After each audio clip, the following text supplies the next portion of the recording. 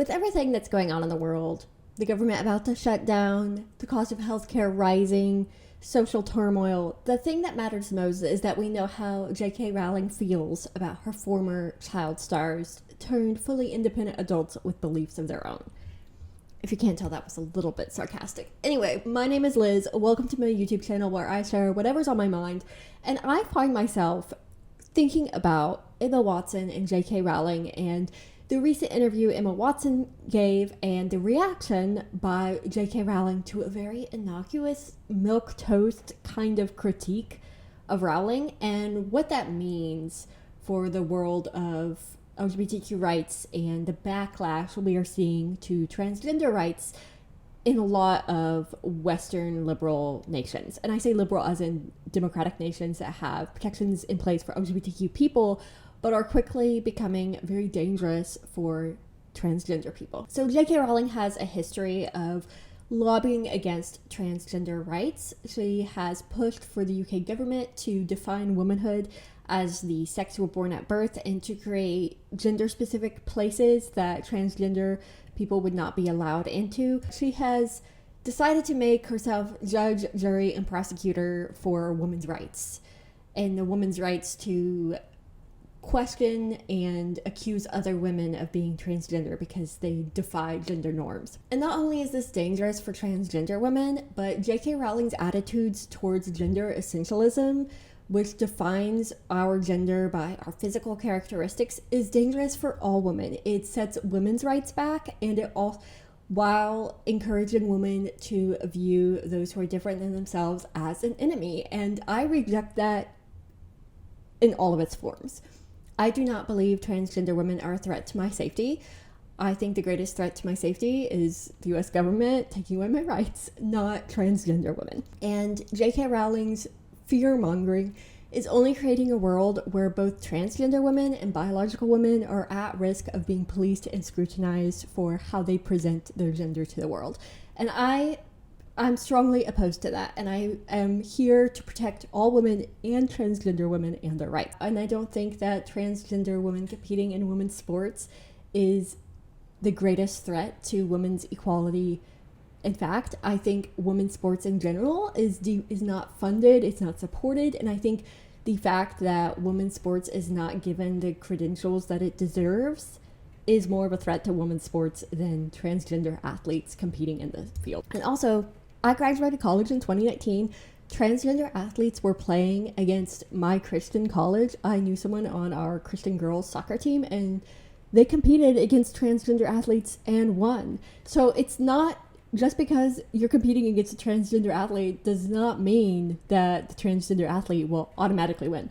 And I also think it is not good for the entire power of the state to be narrowed in on a small minority of people. It is a form of bullying. It reminds me of when Spencer Cox vetoed the trans athlete ban in the state of Utah. Now, I disagree with Governor Cox about many things, but I do think his veto as a Republican of that bill was in good faith. As he said, there's less than 1% of athletes in the state that are transgender, and by creating the entire power of the state government to find them, hunt them down, and ban them from sports, you are taking away a form of joy for them and something that's not that serious. I'm sorry, but like high school girls sports is not that serious. It should not be so competitive that the advantage that a team might possibly have because of a transgender athlete, their mental health matters more. And I think the fact that J.K. Rowling and people like her embolden the internet to go after anyone they think is gender nonconforming and might not be a biological female,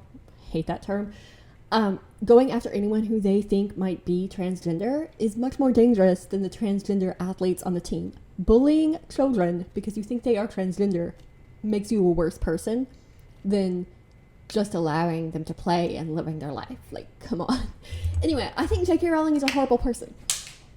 I think Emma Watson's beautiful.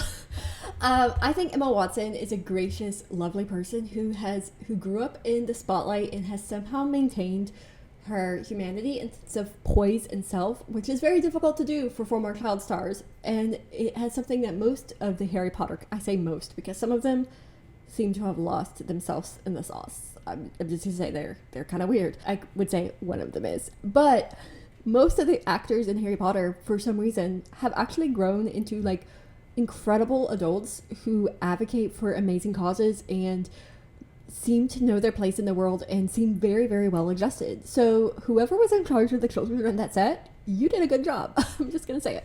Anyway, Emma Watson has taken a 6-year break from acting, and I don't know if she's actually coming out of her break, but she is starting to share more with the public, and she recently went on a podcast to talk about that. And in that podcast, she was asked about J.K. Rowling's views and their relationship. And number one, I do not think the children who starred in a movie that J.K. Rowling was the inspiration for should be held accountable for J.K. Rowling's views. And I think it's kind of annoying that they're constantly asked what they think about her. Like, she has taken a very public, controversial view. She has become very hateful and known for her hate. Honestly, at this point, I think her legacy will be more of her activism against transgender people than Harry Potter. Like, that's just the way she has presented herself to the world lately. And I think it's unfair to the child actors who did this early in their lives and have now moved on to constantly be asked about J.K. Rowling's views.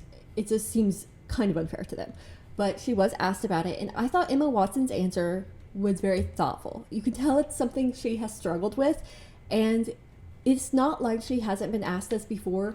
She has also made a public stand against J.K. Rowling at an awards show. She said something to the effect of, "I support all of the witches out there." But we all know she's a witch.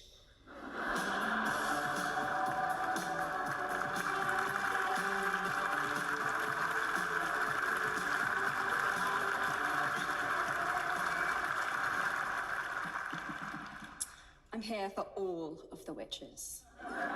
And I didn't realize she said this until J.K. Rowling brought this up because of what Emma said on the podcast, and like said that statement that Emma said was a betrayal to her. It felt like a stab in the back, which all the drama. Like, J.K. Rowling is obviously very bitter, very angry, and Emma comes across as someone who has struggled with reconciling their childhood love and affection for someone with their views as an adult. And as someone who has parents who I do love but I deeply disagree with, I can understand that. And I think many people have folks in their lives who they have an affection and they care for, but those same people hold views that cause harm to others. And J.K. Rowling not only holds those views, but she has a massive platform where she presents those views, advocates for them, and causes harm to marginalized people. There's something I wanted to ask you about that's difficult and challenging, because it's something you spoke about earlier as to being such a big part of your life, an important part of your life. But recently, there's been so many conversations and comments directly from J.K. Rowling, whether it's her saying she'd never forgive you for your views, or the fact that when she was asked what ruins the movies for her, she named yourself and some of your co-stars. And I imagine that's an extremely difficult thing when you've been a part of someone's world, when you've felt connected to their work, and then for it now to kind of be a full 180, and for someone to publicly say these things that can be quite, or extremely hurtful, actually. How do you think about that? I really don't believe that by having had that experience and holding the love and support and views that I have mean that I can't and don't treasure Joe and the person that I had personal experiences with. I will never believe that one negates the other, and that my experience of that person I don't get to keep and cherish. To come back to our earlier thing, like, I just don't think these things are either or. I think it's my deepest wish that I hope people who don't agree with my opinion will love me, and I hope I can keep loving people who I don't necessarily share the same opinion with. And I think that's a very, very important way for me that I need to be able to move through life. I just really, I guess to circle back around, I really do believe in having conversations, and that those are really important, and that I don't know. I guess where I've landed is it's not so much what we say or what we believe, but very often how we say it. That's really important, and that's really frustrating and not what you want to hear when you're really angry and upset with someone. But I don't know. I just see this world right now where we seem to be giving permission for this kind of like throwing out of people, or that people are disposable. And I just think I will always think that's wrong. I just believe that no one's disposable. Mm. And everyone, as far as possible, whatever the conversation is, should and can be treated with, at the very least, dignity and respect. Mm. Thank you for challenging us and pushing us. Yeah, it takes a lot. I think that's what we're all being challenged to do, is trying to hold two truths at once. And Yes. those two truths don't have to be complementary, but they No. can stand at the Can same honour. time. Yeah. I think the thing I'm most upset about is that a conversation was never made possible. So you remain open for that dialogue. Yeah, and I always will. I believe in that. I believe in that completely. I believe in that completely. I just don't, I just don't want to say anything that like continues to weaponize a really like toxic debate and conversation, which is maybe why I don't, well, it is why I don't comment or like continue to comment, not because I don't care about her or about the issue, but because I just, the way that the conversation is being had feels really painful to me. And so that's why that decision. And I think Emma's statement was good in the fact that it acknowledged that it is difficult to walk the line between loving someone and disagreeing with them. But I do think her statement failed in that it did not directly call out J.K. Rowling's harm. She said she doesn't want to cancel J.K. Rowling, she doesn't want to cause her physical harm, and that she is hurt by the rift in their relationship over J.K. Rowling's views. It does center Emma and her relationship to J.K. Rowling in the conversation, and I was disappointed that Emma didn't bring up the fact that the reason that there is a rift in their relationship is because J.K. Rowling has publicly endorsed and pushed for beliefs that are harming people as we speak, that are actively causing political and physical harm to transgender people, that is actively calling, people are using to actively call for a ban on transgender healthcare. And in the United States specifically, transgender people are under attack and being called like violent left-wing extremists. And there are conversations being had by the far right, but about using people's transgender identities to categorize them and take away their freedom, like saying they need to be institutionalized. Like, that is a real thing that is happening in the United States. And J.K. Rowling has tacitly, and even more than tacitly, has endorsed that by saying that transgender people are dangerous to women. And Emma doesn't acknowledge that at all. She doesn't speak on the actual danger that J.K. Rowling's views and political endorsements have created for transgender people. And that was disappointing. Like, I thought Emma's statement was like literally the most non-aggressive, quiet, and I mean, it's her person. It could also be her personality, but it felt very of the era, of a time when we are afraid to actually stand up for LGBTQ rights. And I get it, in 2025, it's not as in vogue to be pro-LGBTQ, that the right-wing anti-LGBTQ lobby has a lot of political power, and maybe that has made Emma's statement more quiet than it was a few years ago. Both of her co-stars have come out very publicly in the past against J.K. Rowling and said much more strident statements in support of the transgender community. And I wish Emma would have picked up the mantle, so to speak, and have said something in the same vein. But for as milquetoast as Emma's statement was, J.K. Rowling's response was incredibly cruel, demeaning, and just goes to show you that bullies do not care how nice and kind you try to be. Because J.K. Rowling in her statement was essentially bullying Emma.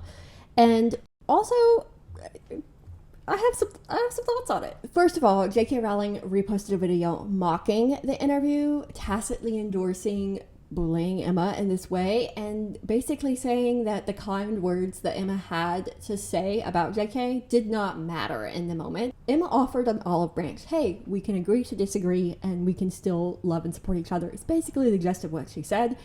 And by reposting the mocking video, J.K. Rowling was like, F that, I'm never going to agree to disagree with you, and I think you're an enemy of me, basically. And then, after that hit the news, she released this even longer, crazier, crueler statement.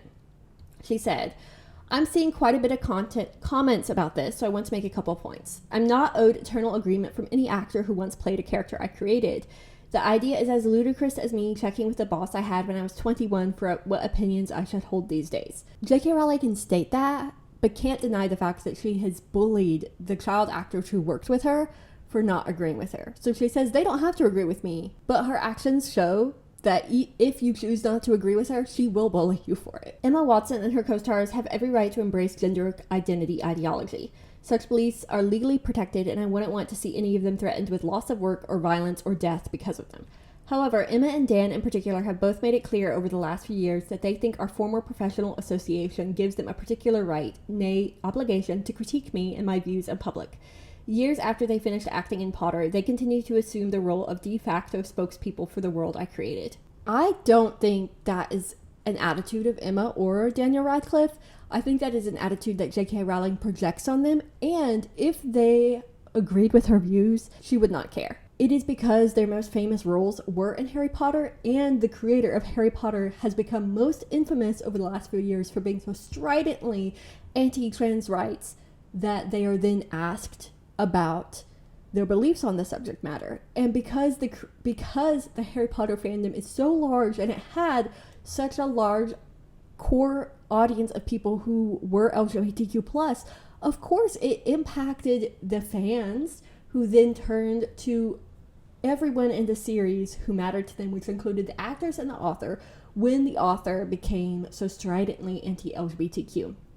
And if a book series or a franchise propelled you to fame, and then the creator of that franchise turned out to be bigoted, would you not want to distance yourself from that world in a way to say, the character I portrayed, it still matters to me, but the author and I disagree? And that is what both Daniel Radcliffe and the other actors in the series have done. And I think they've struck a good balance of saying, I really do love the fact that I was in this show, but I disagree with the author who years later has become an LGBTQ bigot. JK goes on to say, when you've known people since they were 10 years old, it's hard to shake a certain protectiveness. Until quite recently, I hadn't managed to throw off the memory of children who needed to be gently coaxed through the dialogue in a big scary film. For the past few years, I've repeatedly declined invitations from journalists to comment on Emma specifically, most notably on the witch trials of J.K. Rowling. Ironically, I told the producers that I didn't want her to be hounded as the result of anything I said. Okay, one thing, she infantilizes the actors by reminding all of us that they were once children to her. And two, she is now able to distance herself from them because she has cast new children to take up the mantle of the series. And number three, she has cast herself as a protector of Emma by saying, I didn't actually try to speak negatively against her. And I also think she cast herself as a heroine by saying, I didn't want her to be hounded. I think Emma's statement in the interview podcast was very similar. Like, I don't think people should be harassed for their beliefs, is similar to what Emma stated. JK goes on to say, the television presenter in the attached clip highlights Emma's all witches speech, and in truth, that was a turning point for me. But I had a postscript that hurt far more than the speech itself. Emma asked someone to pass on a handwritten note from her to me, which contained the single sentence, I'm so sorry for what you're going through. She has my phone number. This was back when the death, rape, and torture threats against me were at their peak, at a time when my personal security measures had to be tightened considerably and I was constantly worried for my family's safety.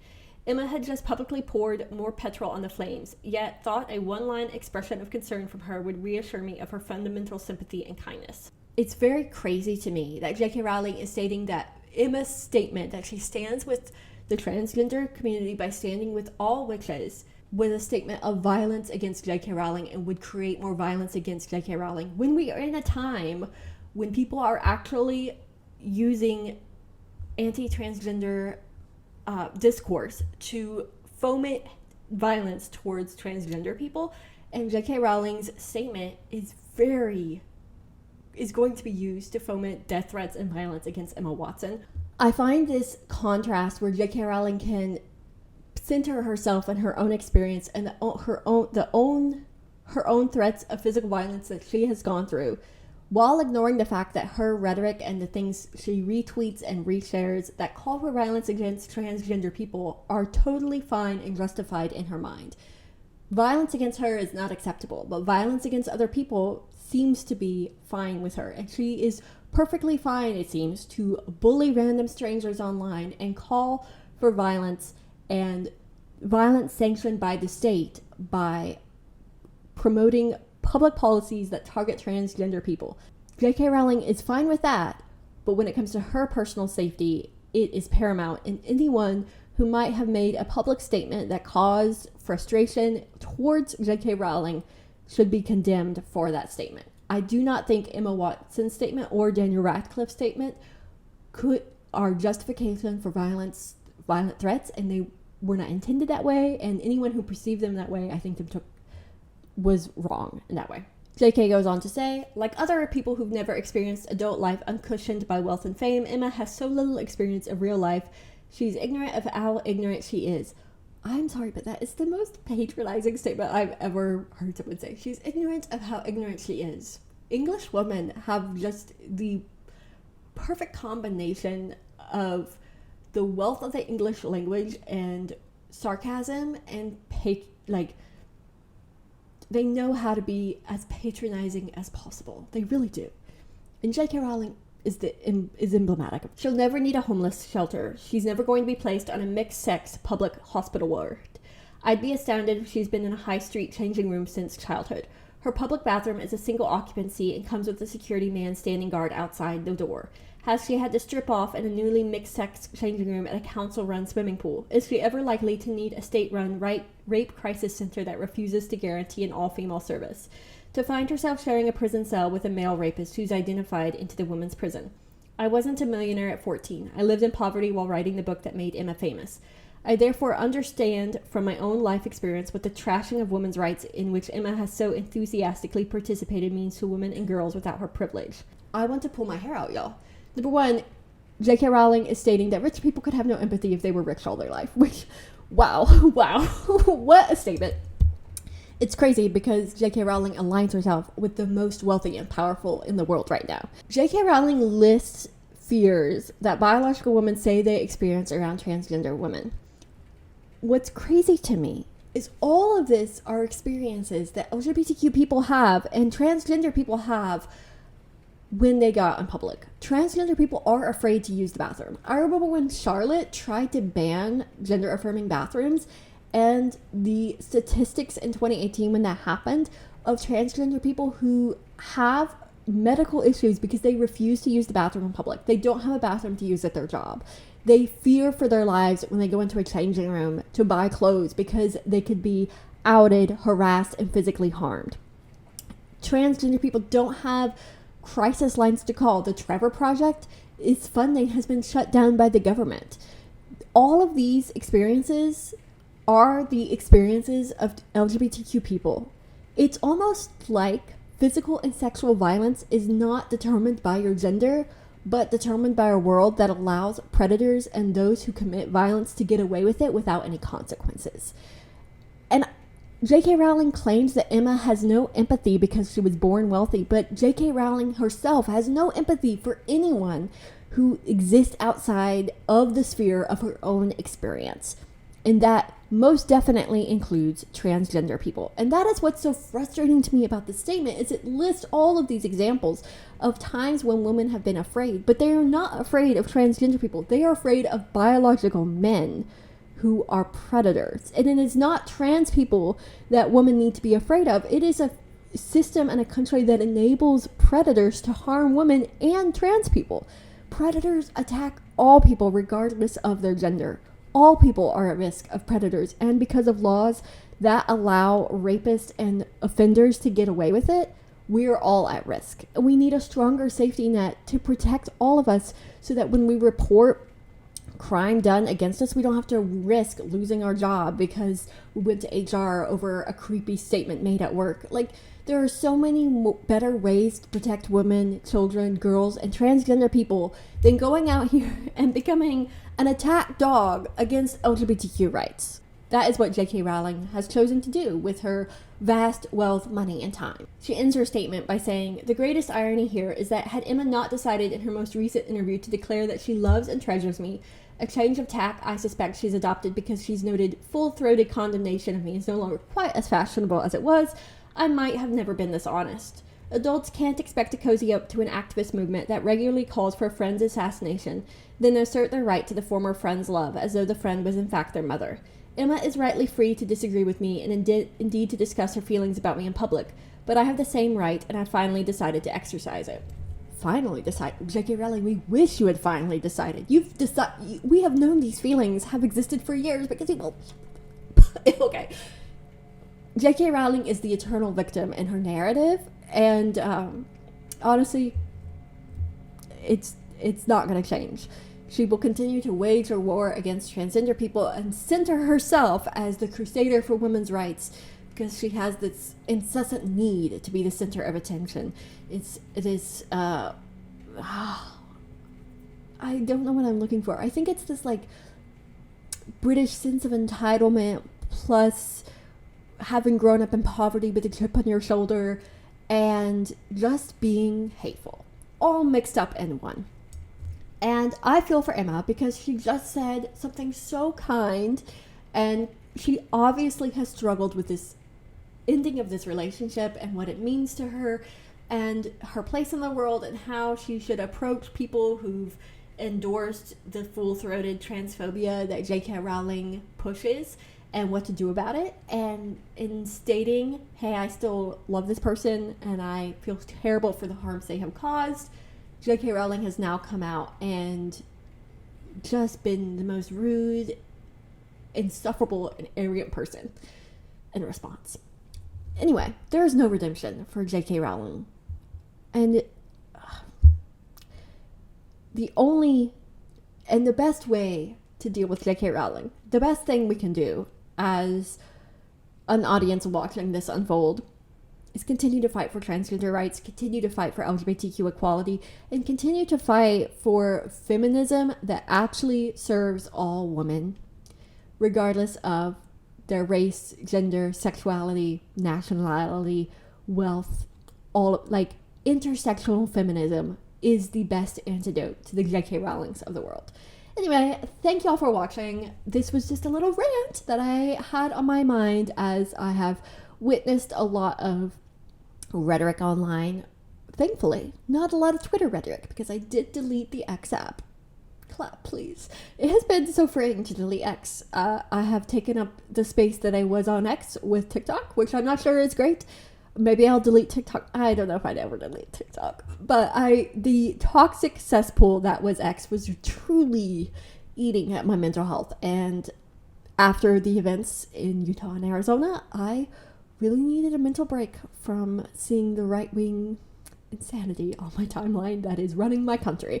And thankfully, deleting X helped. And you know what? I still am kept quite abreast of the news on TikTok, so I didn't need X to...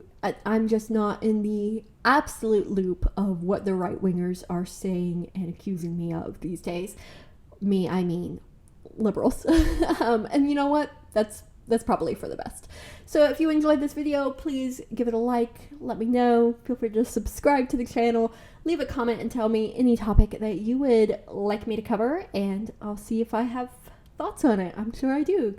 And thank you all for watching, and I'll see y'all all around the internet. Until next time, see ya.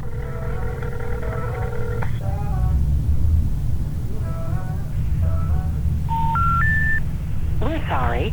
You have reached a number that has been disconnected or is no longer in service.